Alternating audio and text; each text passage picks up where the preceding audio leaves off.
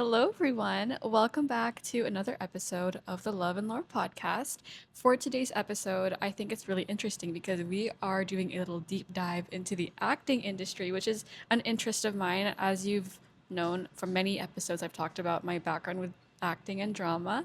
And yeah, I thought it would be really nice to actually invite someone that is in that industry. And we are here with her today. Hello, my name is Mary Flannigan. Yes, that's Mary. And really fun fact, if you listen to my episode from the audition one, Mary was actually one of my co-actors, and that is how we met. And I actually didn't know that that was Sophie's first audition. It was my Yeah. first like college audition. Okay, yeah, I It was a remember. really fun Yeah. experience, and she was very sweet and very talented. And another reason why I wanted to have her on here is because we were having a photo shoot in the woods. Um, if you go to the Cloaks Instagram account, you can see the photos.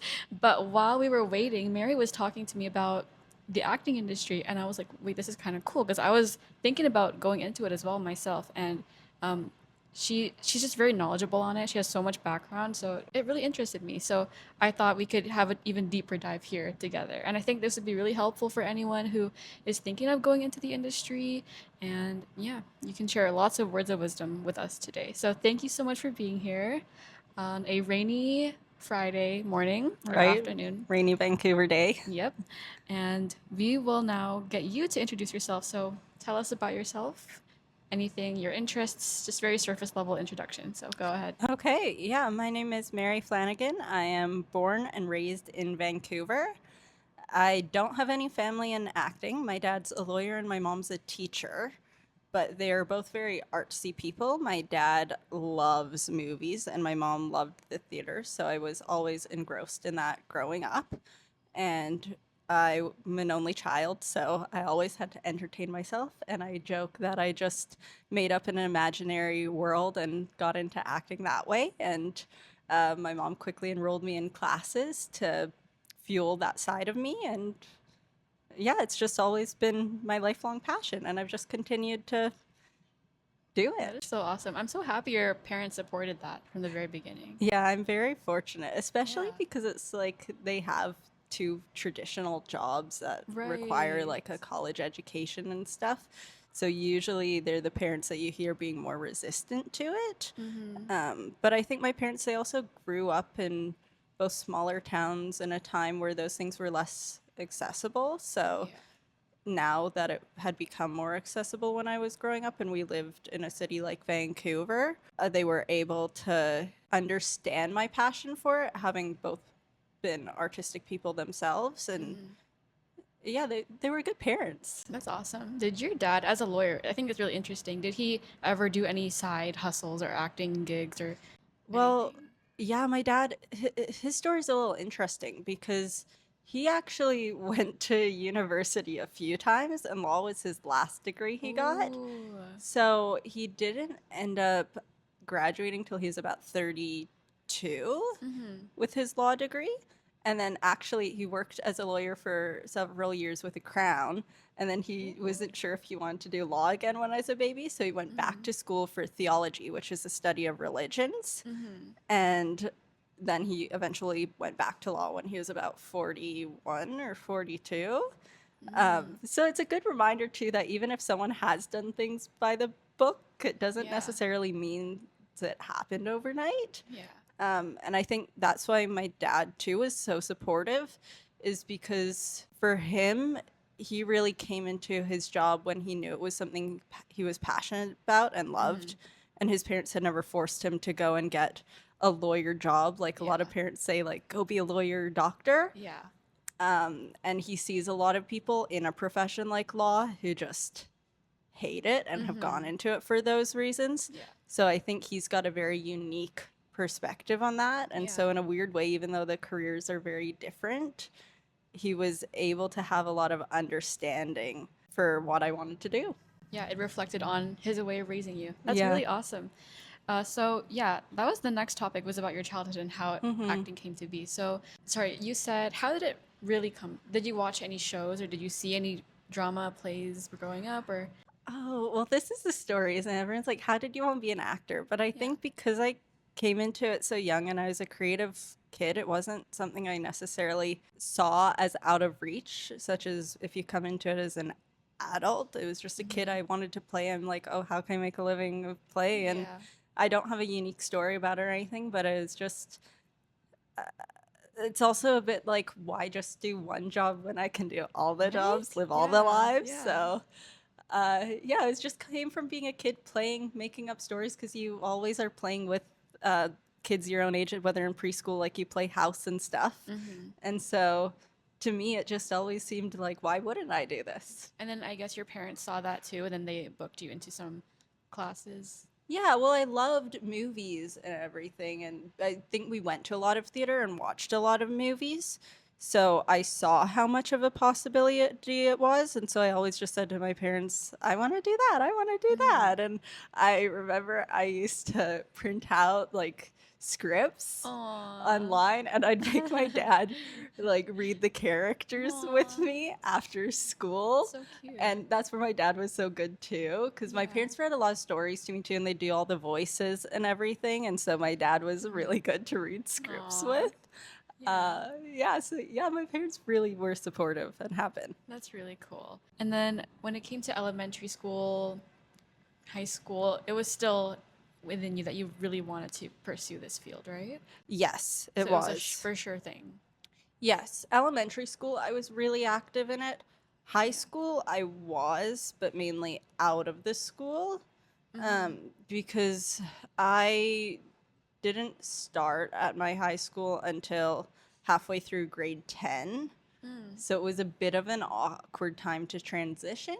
Yeah. So at that point, I'd already been doing acting out of school in classes. And so I just kind of continued to do it outside of school. I did a little bit in school, like I did drama class, but I didn't really partake in the school plays Right. at that point. Yeah. I didn't really feel like I was in that community of the people that had been there since grade 8. It's no one was rude to me or anything like that. It just I felt very comfortable in the lane I was in, and Yeah. I was still pursuing it, just in a different sense.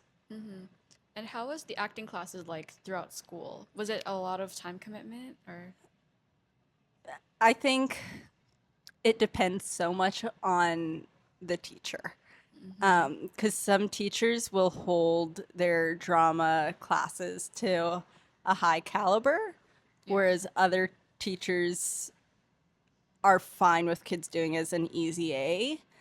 And I think that was also a bit of a reason why I didn't really pursue it in high school, was because there was a lot of kids who just were absent and didn't show up to the class and would Right. still get A's in Yeah. it. Or like people who don't really take it that seriously, and just get an A from it still. Yeah, and so it just didn't feel fulfilling Yeah. to me because it's like you were kind of always waiting on other people. Will they show, won't they? And sometimes it meant if you were doing a scene together, it's you waited half an hour to Right. see if they'd show. Yeah.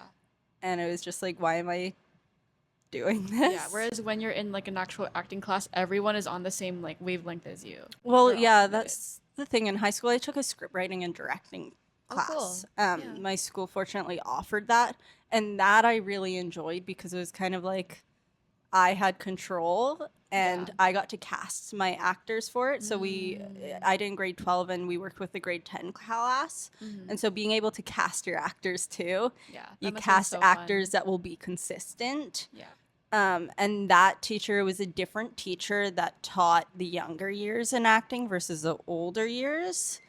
And the one that taught the younger years would not give easy A's. So I think there was also more of a commitment from the students to show up and do good work. So let's fast forward to after high school. So did you go to the traditional college route, 4 years, get a degree, or did you just pursue acting right away? I pursued acting right away. I did go to college, but it was a purely acting school. Okay. So I went to the American Academy of Dramatic Arts in New York. Ooh. Yeah, that was Wait, the so you time of flew my out life. by yourself? Yep. Wow. Yeah. Straight out of high school too. Yeah. Wow. And what was the acceptance like for you? I bet you were so happy. Oh, it was the main school I wanted to go to. So I actually had all these other applications I was working on, and that's the first, that school, the auditions were early in the year. So I think it was February. So I got in by the time it was March. So then I just threw out my other applications and was like, This is it. yeah, We're this going is here. it. I'm happy I got into my top choice. Nice. Yeah. And so I was counting down the days. Yay. Yeah, I remember you bringing up you are from New York. You were from New York when I met you at Cloaks. I thought that was really awesome. Yeah. Yeah. And that made me shocked too, because like it made me realize that the Cloaks, like the Live Acts Festival, the people were not just SFU students too. These are people that you can. It's just open auditions. Yeah, it was. It was really really interesting. So that's really cool studying in New York and going straight there right after high school. I think a lot of people might be hesitant to make moves like that. So that's really Yeah. admirable. Well, I want to say something too. So many people ask me how I afforded New York. And if you're from Vancouver, listen, if you're living in a luxury building in Manhattan, yeah, it's going to be crazy different. I was living in a really nice neighborhood in Brooklyn. I was paying $1,000 a month in rent. Yes, it's US dollars, but at the time I'd be making US money if I was working at the school and everything, and the minimum wage was on par at the time with here. So it's not really that different. I was also fortunate. I had some grants from my mom's teaching job, so that Nice. helped pay my education. But I don't think people also realize how many scholarship opportunities there can be. Yeah. Yeah. Just so- taking advantage of what you have really, really Yeah, helps you. it's if you want it, there's definitely ways to pursue it. And I'll be the first to say I was very fortunate in that my mom, her job, she'd managed to get grants before I was born. When she was teaching in Australia, actually, it wasn't through Canada. So that had amounted to a large sum of money, which paid American tuition fees because it was also only a 2-year course. But if people want to do it, there's a lot of summer courses too that are a lot cheaper. And it's basically an intensive for the months of July and August that a lot of these school programs do. And that's a lot cheaper than a year's tuition. That would be more on par with Vancouver schools. So Nice. Thanks for sharing that. I think that's Yeah. very informative for people who are thinking of flying abroad to study acting.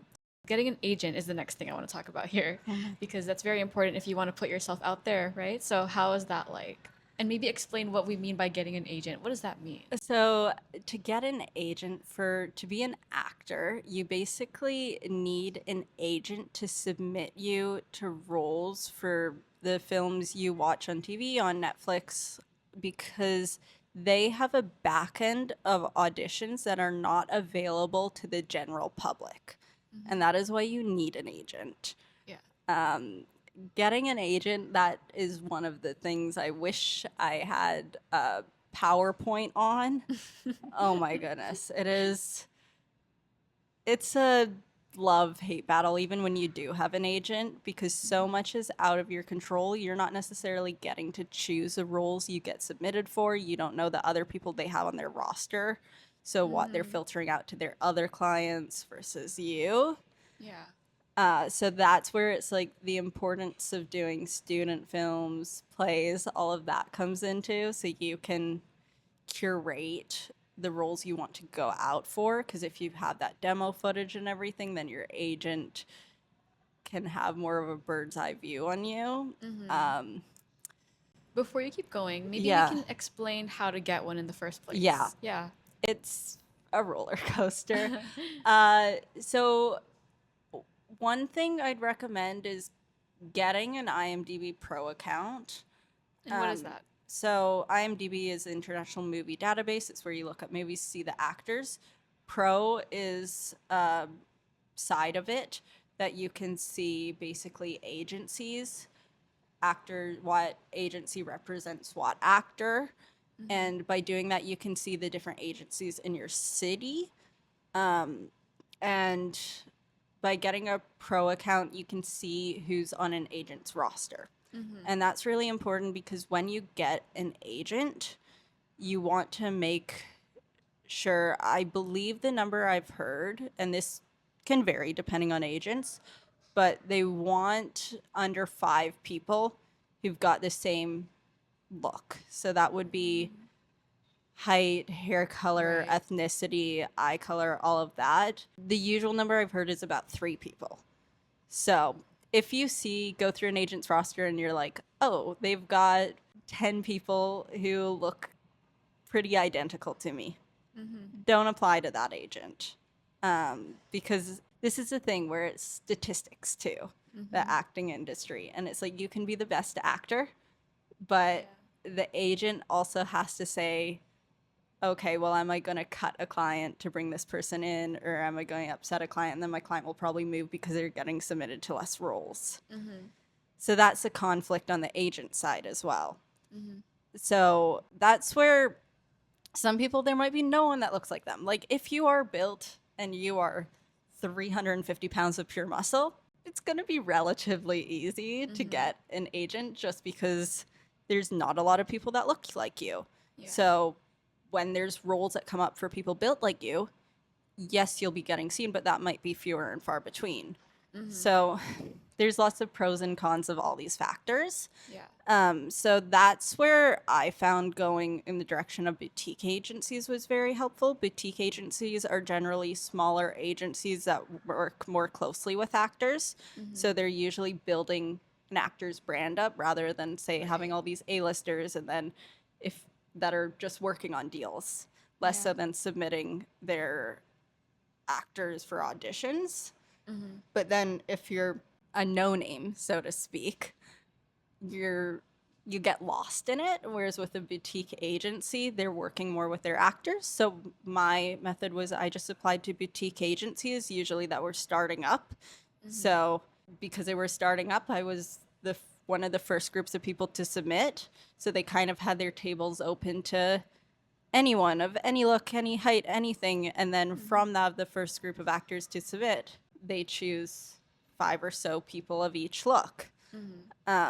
So you definitely have higher chances. And listen, if you have an amazing resume and you're up there and you've got a good reach, it's going to be easier to get into an agent because they're going to get you work even if they have other people that look like you, because at that point you might be getting offers. But if you're new, it's definitely, you have to play the game. You have to know these things because otherwise you could be sending in 20 submissions of agents that see your picture, don't even look at your demo reel or resume, and just instantly toss it to the side.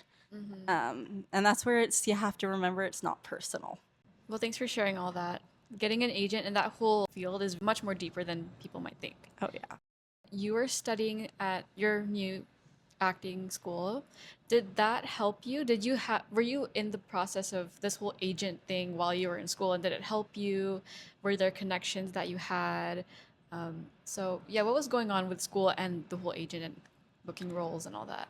Yeah, so it was a 2-year school program. And in the second year, we actually had a class called the Business of Acting. And in that class, we had to write a cover letter to agencies and send in like flyers. I don't think that's done so much anymore, but you'd like mail out stuff to basically representation houses with your headshot, a little snippet of you, basically to hopefully make more of a mark than an email does, because less people are going to take that extra step. And so, yeah, it just kind of taught us how to get agents, how to research them. If you have a reference to an agency, that's also a big deal. So if you know someone with that agency who's like, hey, I know this actor, I'm recommending them, you're way more likely to get an agency that way. So that's where networking is important. But yeah, I think school's for some people, it's not for other people. It really depends what your wants and needs are. For me, it was really necessary. I just think in terms of the experience, I just had so much fun being in school, because when you get out of school, or if you're just doing auditioning, it's very easy to get lost in it. And sometimes you forget what it's like to act on a set or act in a show and just be doing it constantly. And that's where I really remind myself in times where it's like I'm getting annoyed by auditions or stuff, why I love acting. And I remember that time in school and how much fun I had just doing constantly when it wasn't necessarily competitive. And I really needed that as not only a grounding space, but for the community I built there. Made a lot of my Right. best friends there. Yeah. I trained under some really cool people. Hmm. And yeah, I've got some good connections. Like if I ever had a question, it's the people you can reach out to, but it's also going in depth in certain areas I really wanted to go. Hmm. Some people don't want to go in depth in all those areas, and that's okay. I always say theater is my first love. So for me, getting a Hmm. more theater education was important to me.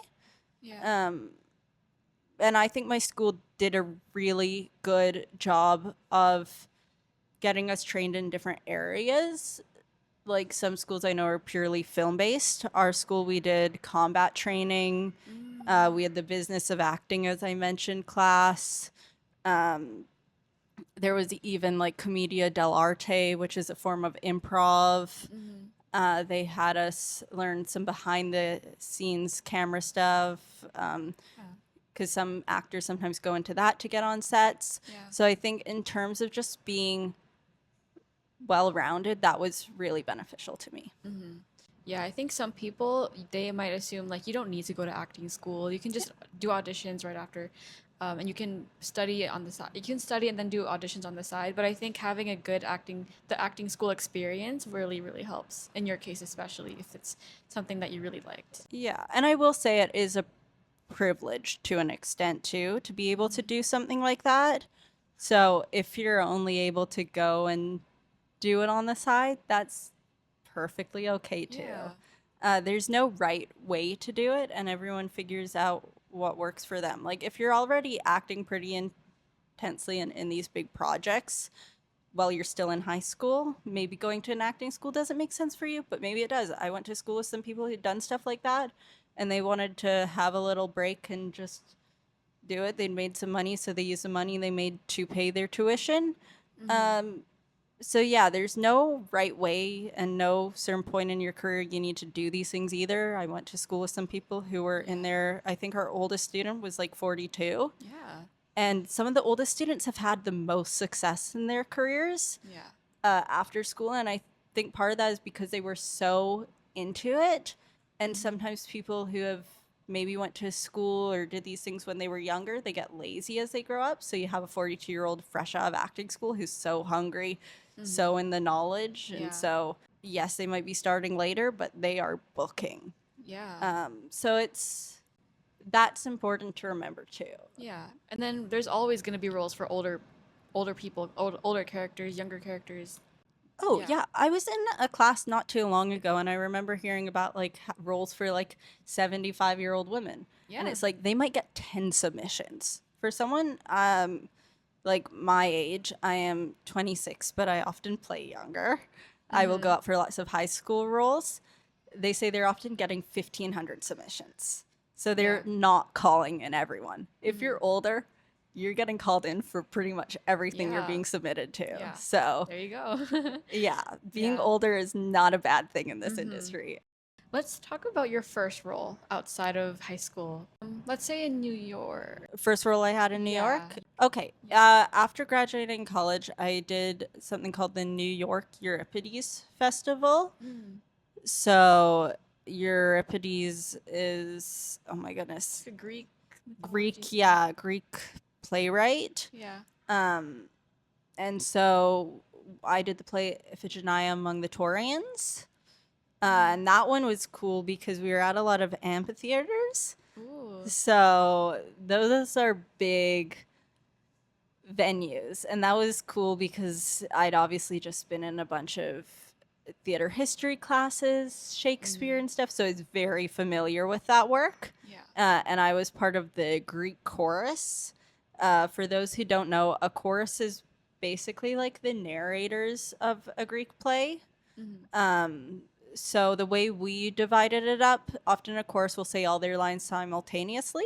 We didn't do it that way for our show, though. We divided the lines up, so Hmm. all of us would say our narration in parts. Yeah, and so that was a crazy experience because it really showed like how quick things get done in New York, Oh yeah, they're on especially it, right? yeah. So it's And we were rehearsing at the main studios where like Broadway actors are. We were not a Broadway show, but it Aw. was like very cool That's to be that because I'd been awesome. there auditioning at those studios and then Yeah. working in those studios. Did you get that role from your agent or was it something from No, school so or this theater often in New York, I mean, unless you're a big star, but a lot of it you can just show up, do your audition. oh like an open Yeah, auditioning? I pretty see. much everything's an open audition. They do have a thing called, we have it here too, equity.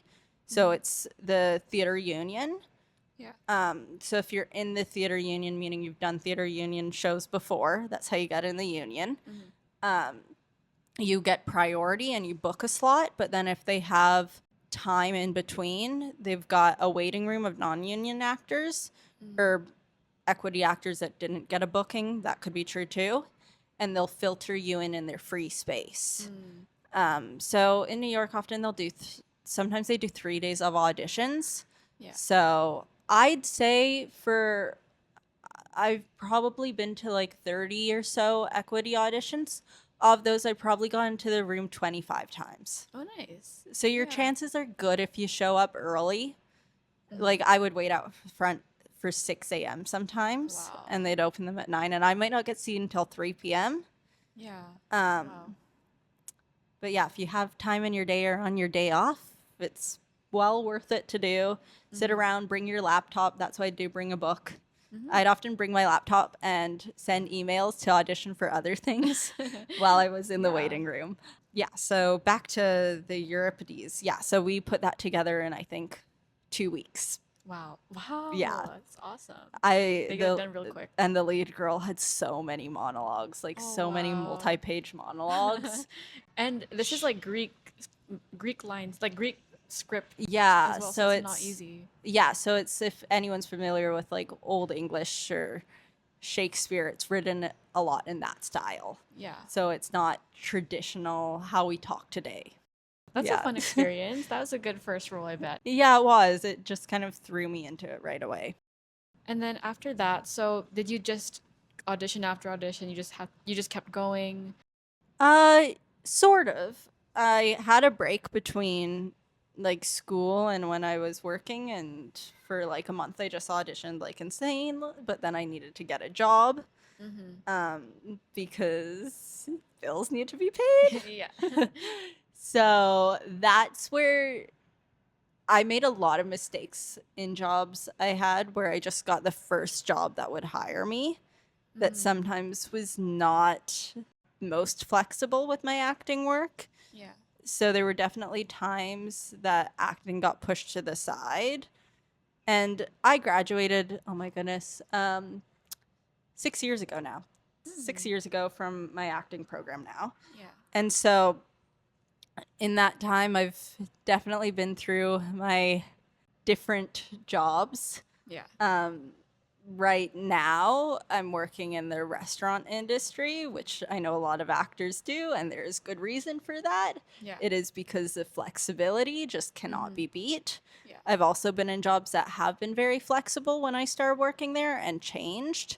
My last job was like that, so that's what led me to quit it. And there's jobs I had that I should have quit earlier, but at the time I just was not confident enough.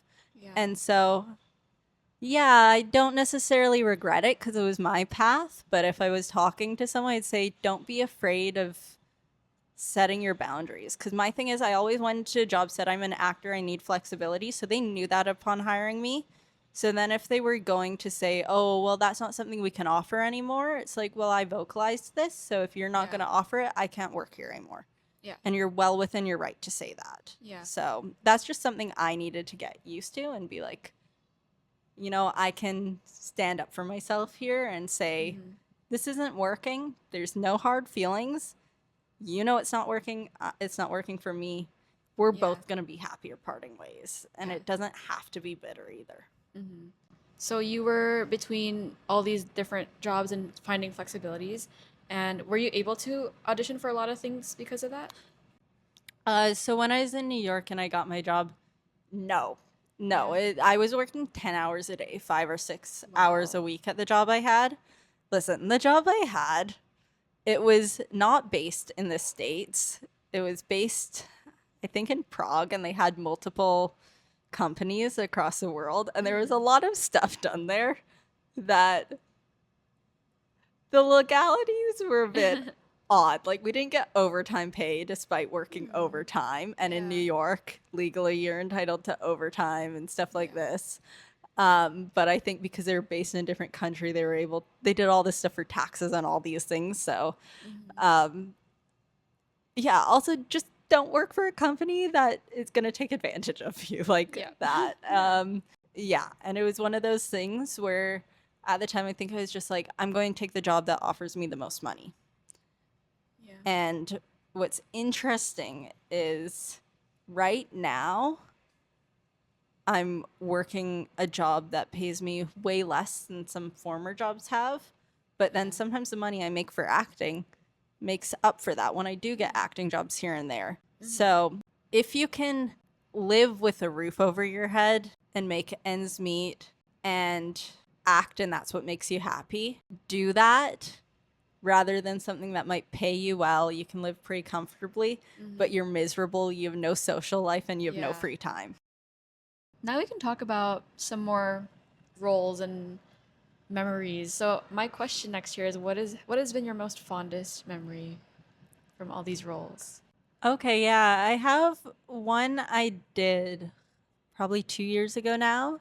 It's the first feature film I did. Ooh. So I'd worked with this team of directors before on a short film, and that had been a year prior. And then this feature film came around, and I still auditioned for it. But yeah, I had an advantage having worked with them before, for sure. But it's also a reminder you never know who's directing the short film or Yeah. anything. Um, and so, yeah, I did this feature, and that was really cool because it was a team of people I'd worked before. So it's automatically you have that comfortability there, but it also you have another level of trust as an actor. So it became really collaborative. Um, so it was nice to sometimes be seen as a team member rather than like a pawn where it's like, do this, Yeah. do that. Yeah. And that was also a cool set because it was mainly women on the cast. Nice. And I got to play a mean character. And that Yes. was fun. It can be fun to play the mean one. I like that. Yeah. Yeah, and we went to some really cool locations for that. We went to, that was my first time ever being put up in a hotel. Wow. Yeah, because a lot of it is in the backcountry. So we went to Chilliwack for that one. We went to Twin Islands, which you can get out to from boat by Deep Cove. And that one was cool. We did some night shoots and other things. Yeah. And some of the cast I knew from the short film I'd worked on before too. So that was also nice. Yeah, and it was just, I'd say it was really creatively fulfilling. The script was good.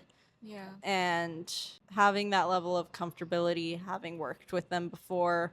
And that's where it was nice because I was a lead too. So some of the other supporting roles hadn't worked with the cast. So that's where I felt very comfortable in a lead role too, because it's kind of like, oh, I kind of know how they move and how they operate. And so I felt comfortable also being in a leadership role Yeah. as a lead, which you're kind of automatically put in whether you like it or not. And so it's a great experience of being a lead in something that was also relatively indie. It's still an indie project before necessarily going on to bigger things that might be a little more intimidating. Nice. It's a great first, no, great fondest memory. Yeah, I can see why that was a favorite memory of yours. Yeah. That's awesome. You know how you audition for as much as you can. You take every opportunity, right? What is the ratio like from getting accepted and rejected? And how do you deal with that? It depends. That's where doing indie projects that you're submitting yourself to beyond your agency is really helpful, because that sometimes you have a little more control over, because it's not studio producers that are like, oh, how many Instagram followers does this person have, etc. Those are the ratios to follow. Because if you're booking student films, you're still often beating out the same amount of people. You're auditioning with the same, like, say they're auditioning 50 people. So are these studio things. They filtered through the Yeah. people to give the auditions to. So I say auditions are half the battle getting one. So if you're booking things that you're auditioning for, you are winning regardless. But go off those student film numbers, because the big studio execs and things, it's not necessarily that you're the worst actor. There's a Yeah. lot that plays into them. So I like to keep a spreadsheet with everything I audition for. So it doesn't matter how big a project, how small, and those are the numbers I go off of. And it varies. I don't really want to put a number out there because Yeah. it's going to change for everyone. Because Right. again, if you're a 200-pound person of pure muscle, like the example I gave earlier, and say you're 6'5", there's a lot less people in your demographic. You might be going out for a lot less. You might be booking those roles. So it's something that can't necessarily It's different for be everyone. measured Yeah. based off of that. And there's been a number of times too where it's like there's something I've not wanted to audition for. I've almost declined, and I've been like, you know what, I'm just going to submit anyway, and that's the thing I've ended up getting. And it's like to think I was so close to not submitting for that. Yeah. So it's like you never know. Like maybe the one you declined, that was the one you were gonna get. Yeah. So, and sometimes you have to decline. You might be going away on vacation. You might be doing this, right? So it's Yeah. like there's no shame in that either. Like, or maybe it's your mental health just can't handle it, or you know you won't be able to show your best work that day. Yeah. So that's why it's hard to go off knowing sometimes that the things I've booked are the things I've almost declined, because it's like, well, that made my ratio like better, but I almost didn't do it. And just one more thing about booking auditions. So I know there's in-person ones and there's also online ones. Do you do more in person or online, or does it differ for everyone as well?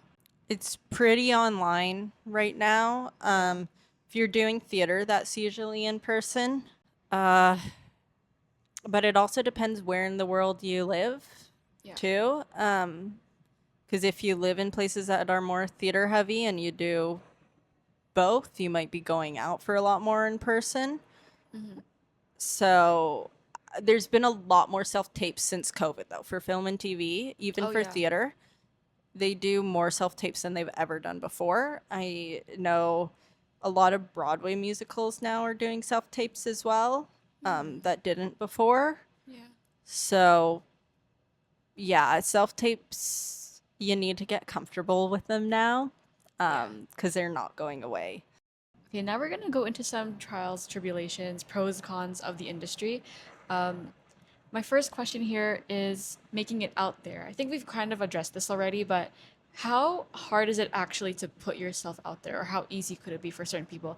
And this can tie into things like nepotism, networks, your connections. So, what is your enlighten us on this topic?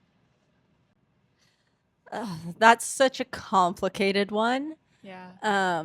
because it works differently for everyone again. So listen, some people get booked into the first thing they ever audition for, and it happens to be a big project. Yeah. And they make so many connections from that. Other people, it takes them many, many years, but then they might just go off. So, regardless, privilege can always play a part. And the privilege we need to look at, like let's take nepotism, for example, is the privilege of having connections. And sometimes it's the ability to get in the room that some people don't realize that's so hard. Whereas when you don't have connections, getting in the room often is the biggest struggle. I always say getting in the room's harder than booking. What do you mean by getting in the room? Getting the audition or getting an agent or Yeah. this stuff, it's building up that trust. Whereas sometimes if you have connections, and I think nepotism's often misunderstood as, oh, you've got famous parents. I'd say having famous parents isn't the main thing of nepotism. It's the privilege of the connections you have. So Yeah. your parents, they might have been working actors back in the day, but it's who casting directors. No, casting directors might recognize your last name. And they're like, Yeah. oh, this family's reliable. Mm-hmm. We know them. So they trust that you've also trained your kid and stuff like that. That Yeah. the general person whose family doesn't have those connections won't have that same faith put in them right away. Mm-hmm. And I think that's where a lot of people get confused with the nepotism discourse, because they think it means, oh, well, you got famous because of your parents. And Yeah. it's often you have to be a good actor Yeah. to get roles, regardless, but there's opportunity that maybe presented itself. And sometimes it's even like I say, I'm very lucky in some of the financial assistance I had. Mm-hmm. I have parents that were financially secure, for me growing up. Mm-hmm. And so within that, I even have a level of privilege that a lot of people didn't. Yeah. And I know people who graduated from my college, for example, who didn't work upon graduating, and they Mm-hmm. just auditioned and they didn't book anything for maybe 1 year or so. But now they book like crazy. But Yeah. someone who's working hasn't had the opportunity to audition as much, take as many classes as them. So that's where, I mean, the saying's comparison can be a thief of joy. And Yeah. it's true, because it's like I can look at them and be like, oh, we graduated the same time. They're doing all this stuff. But then I can also look like, oh, well, they had a lot more time. Yeah. There was a lot more freedom. So, yeah, that's where there's a lot to think about there too. There's so many factors. Yeah, I mean, Yeah. special skills is a really big one as well. Yeah. That if you're from a more affluent background, you might have a lot of dance training, you might have horseback riding training, Mm-hmm. you might have all these things that are pretty pricey to do. But Yeah. that's really helpful in acting, because if they need that skill, you're getting called in. Mm-hmm. And that's something a lot of people don't realize too, is a privilege if you've grown up with it. Yeah. And sometimes then if you're older in life, you have to make the choice. I've had agents tell me you need to work on your special skills. So then I've had to make the choice, okay, I'm going to put this money into a special skill. Mm-hmm. But sometimes you also have to be a bit of a businessman with it, because it's like, what skill is lesser done, but there's lots of roles for in the Right. place I shoot. Yeah. So it's like dance can be great. Mm-hmm. A lot of people dance. Yeah. And a lot of people that have been doing it since kids are very good dancers. Mm-hmm. So is that something you want to take up when you're older? Yeah. There's a lot of dancing role opportunities, but can you beat out those other people? And so you have to, it's one of those weird things. And if you're older in life, you have to be picky about what skills you're going to pick up too, if you didn't have the opportunity to do them when you were younger. And you have to also budget and think, what skill can I finance? Mm-hmm. Yeah, maybe you didn't take acting classes when you were younger, but you have all these skills and then took acting classes, and that might benefit you more. That's why, yeah, never compare, and there's no one right way to do things. And now I want to talk about acting in Vancouver. So after you graduated, did you come back here right away? No, so I was on a post-student visa, which lasts for a year, and then after you have an opportunity to go on a arts visa if you can meet the requirements. But I was on my post-student visa, and it started in July of 2019. So I was in New York for COVID. So I moved back in 2020 Okay. because the industry kind of shut down, and I did not have the requirements to get the next visa, nor did I have the money for it. It's a very expensive visa that you're restricted to just working in the arts in. And so I moved back in with my parents. I was fortunate to have parents that would take me in as well. Yeah. So now that you're back in Vancouver, let's talk about what the acting industry is like here if anyone wants to get started in Vancouver. It changes a lot here. Yeah. It does, because so many of our film productions are still from America. Yeah. So because of that, it's often there's Canadian casting directors on it and American casting directors. So they will fly people out. Whereas if you're in America, for example, filming something, everyone that works on their production has to be legally required to work in America. Here, because it's an American company, they're able to get visas for their actors to work overseas, or it's not overseas, out of country. So that plays a part in it, as well as the American political climate. And that goes beyond just like, oh, who the president is or stuff. It can do with finances. There's been tax credits we've offered to have productions be encouraged to work over here, but so have a lot of other places. So it also can do a lot with what tax credit rivals ours. Where is it cheaper to work? So one big thing if you're in Canada is so much of it is out of your control. So sometimes it will be really busy and then sometimes it will be quiet. Like a couple years ago, there were strikes. Oh yeah. That really impacted the industry here. One thing I did notice that I haven't heard a lot of people talk about, though, but I really noticed it because I'm pretty involved in theater, was more recently there's been a lot more paying Canadian theater companies. And my speculation is a large reason for that might be because of the things going on that have impacted the filming state out here. So people are like, how can we create work that maybe doesn't have a big studio behind it but still support our actors? And theater's a lot cheaper to put together than a film set is. So I think that's been a reason for it. But that's where also, if you can create your own work, that's beneficial. Do those indie projects, because these larger corporations, it's constantly changing. And you have to be ready for the slow seasons and you have to be ready for the fast seasons.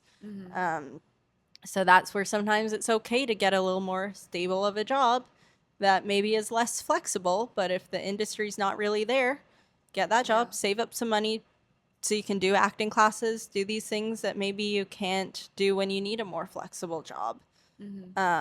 So with that, it's a bit of a funny thing, but it can create opportunity. I think always look at what opportunity can this create for me in the long run. Yeah. Because there's a lot of things you as a little person, you can't control what's happening in these business meetings Yeah. between these big studio execs who make millions and millions of dollars a year. Transitioning from that, I want to ask about self-doubt as an actor, because I know that can be a big thing, especially trying to put yourself out there in this industry. So, what has self-doubt been like for you, and how do you deal with it, and how do you keep going? Where do you find the motivation? Yeah, I think I do struggle with self-doubt quite a bit, and I think that's part of the thing that can make me a good actor is just getting so engrossed in the character sometimes that you're no longer thinking of self. And I've done different things over the years. I know a lot of people have different practices they do. Some people will meditate before auditions. Some people listen to music to calm them down. One thing I did for quite a while that I found really helped me, but I'd have these mantras on my phone and I'd read them to myself in the morning upon first waking up. So I'm going into the day with that. And that's something that's interesting because that takes time, obviously. But as Yeah. you say it to yourself more and uplift yourself, that Yeah. really worked for me. Hmm. Also, like mindset when you go into the room. I believe it was Kate Winslet. I'm not going to quote this exactly right, but she said something like when you walk into an audition room or if you're doing a self tape or Zoom call, whatever it is, you go in with the mindset that I am the answer to your problem. Because their problem is, I don't have someone who fits this role. So if you go in with that mindset, there's also a lot of actors who've said this one. I don't know who it first came from, but a lot of people quote it, is treat an audition like a 2-minute play. Because sometimes when we believe we're in competition for something, such as a job interview, anything, we can make ourselves more nervous. Whereas Yeah. when we're just having a conversation with someone, or if we're, just entertaining our parents when we're a little kid or something, we don't take ourselves so seriously. And often the less serious you take yourself, Hmm. the more fun you have. Yeah. And also the more engaging it is to watch you. Yeah. Yeah, but those things, they take time and every day's going to be different. Some days you might feel really confident and then another day you might feel really nervous. And that's where it's important to also have a world bigger than acting. I think you see a lot of actors who make their whole lives their acting and their career, and you gotta have different hobbies, you gotta have different interests. So it's like you're not so crushed if you Yeah. don't get a role or Expanding on that, actually, when the whole strike is this strike done? Like, oh yeah, yeah. yeah.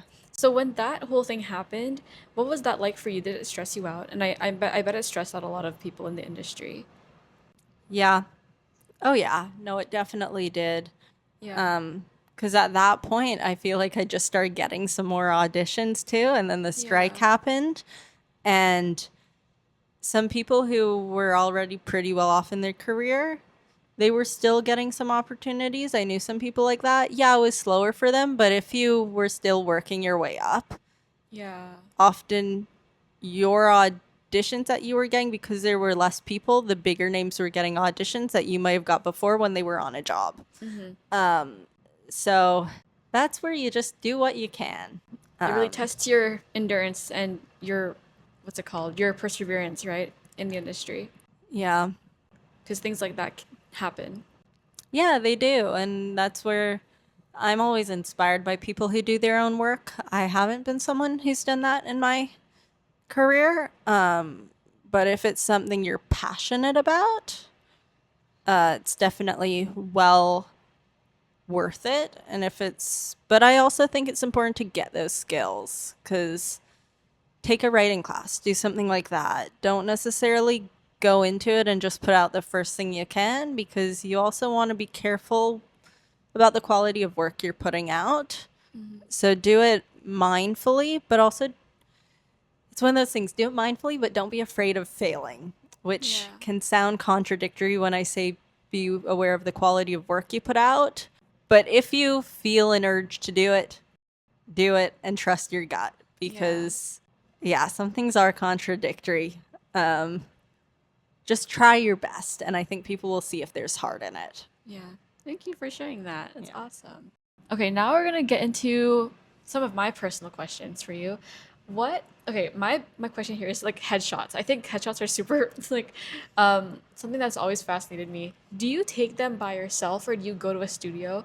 And then on with that, do you make a website for yourself? How do you sell yourself out there? Do you make an Instagram page? How do you step into that world? How do you put your foot in the door? So, headshots, I've always been to people. Headshots is a complicated one. I have been to so many photographers. My last headshots are the only ones I'd say I've truly been happy with. It's hard because some people you'll see you love their work, you go to them and then they don't fit your vibe. So, some people get really lucky their first time. Like, yeah, use it as a guide what your friends like, but I mean, I know some people when they get agents or agents will recommend certain headshot providers. I think a lot of it is also there's certain points I went to headshot photographers and they'll tell you to bring wardrobe and I didn't like what they chose for my wardrobe and looking back, yeah, it didn't work. And so it also sometimes you have to advocate for yourself. And I'd Yeah. say that to me with headshot, they are not God. Yes, they're a headshot photographer, but they are not you as an actor. You know best what gets you roles, what gets you in the doors. So it's also, you know yourself best. So also be confident when you say, I want to do this look. And you do have to put your foot down sometimes. Because all headshot photographers are going to have a different sense of everyone. And sometimes they hit on the mark, sometimes they don't. And so that's where you have to say, I'm doing a smiling photo. I'm doing this. I want this backdrop. Yeah. Because you're paying them. So you better make sure they work for you. Like you want it to be collaborative, but you also don't want it to be that it just ends up being their vision and then you give those photos to your agent or whatever and they're like, this doesn't even look like you. Can you take them yourself too, or do you always have to go to a photographer? I know people that have. It depends. Listen, like if you're a great photographer, there's a certain criteria that's expected of what a headshot should look like.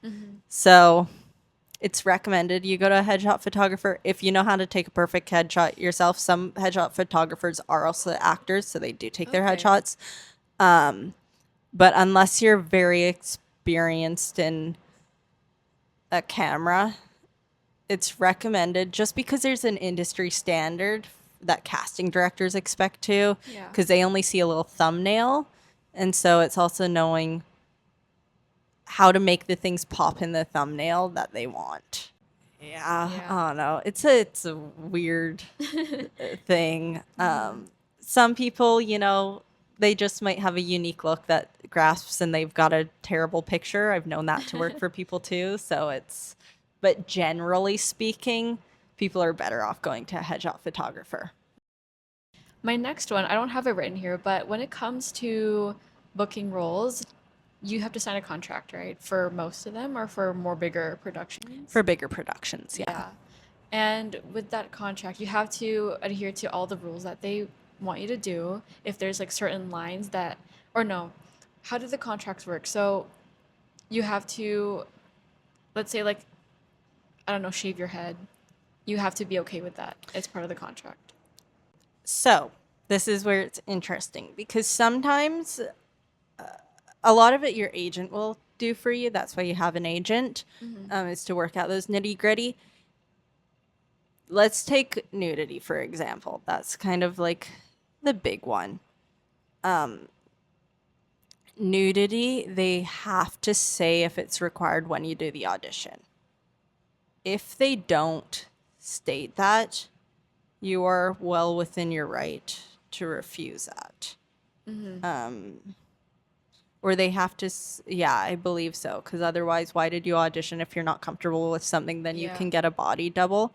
And they're like, these days, you're meant to have an intimacy director too who can vouch for you and say, listen, my actor's not comfortable for that. We need to rework this to kind of be that voice between and to also choreograph the scenes, but to be the voice between because sometimes the actor won't feel comfortable saying stuff to a director. So if you were to shave your head or something like that, that should be disclosed in the audition. Otherwise, you would be well within your right to request makeup or a bald cap or something. And bigger productions would have a budget for that. Yeah. If it's a smaller project, they might not have the budget for all the prosthetics.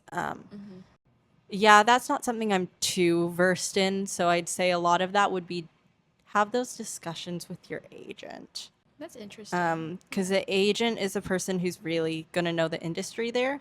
And so if someone's like requiring something of you that was not disclosed in earlier stages that is not general, like, hey, we want you to wear a red dress. That they don't need to disclose, obviously.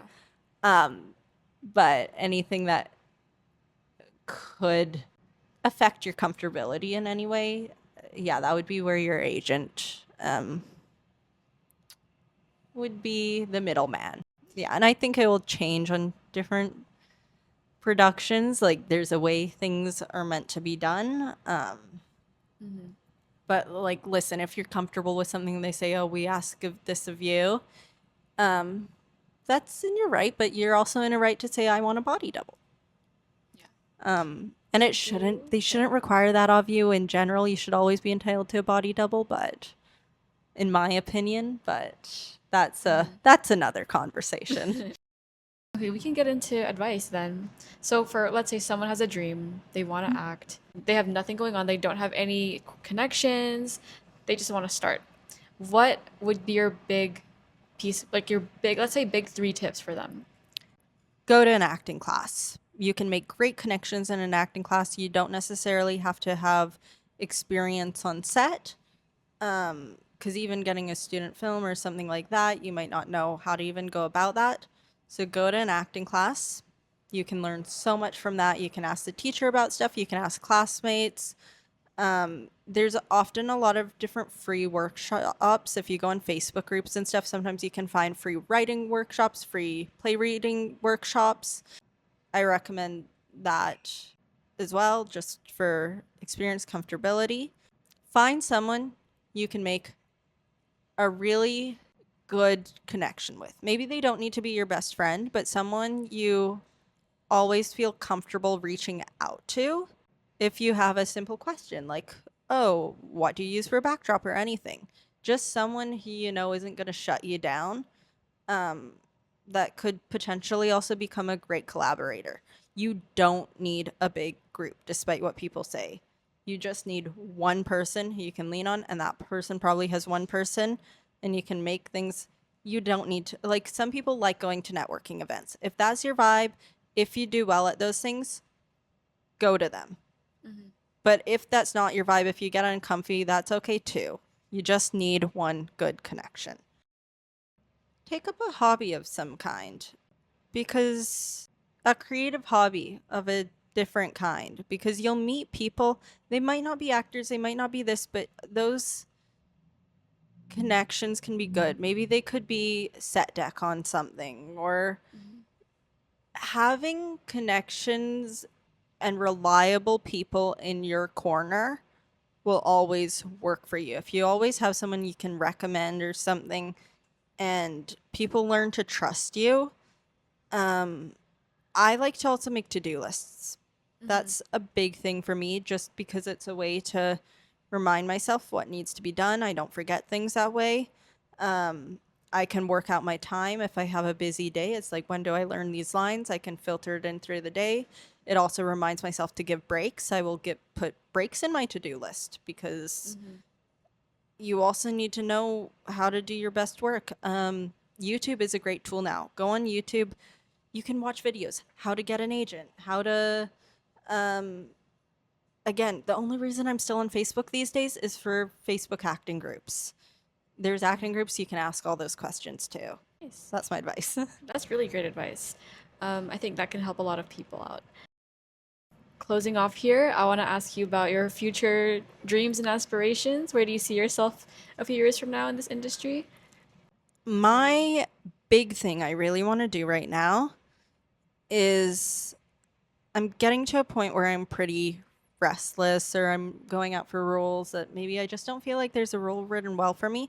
So one thing I'm gonna do, there's actually a playwriting series starting this month that's free. It's basically people just show up to a coffee shop and all write together. I find I work better in group environments when there's people doing the same thing. It holds me accountable than lazing off at home, for example.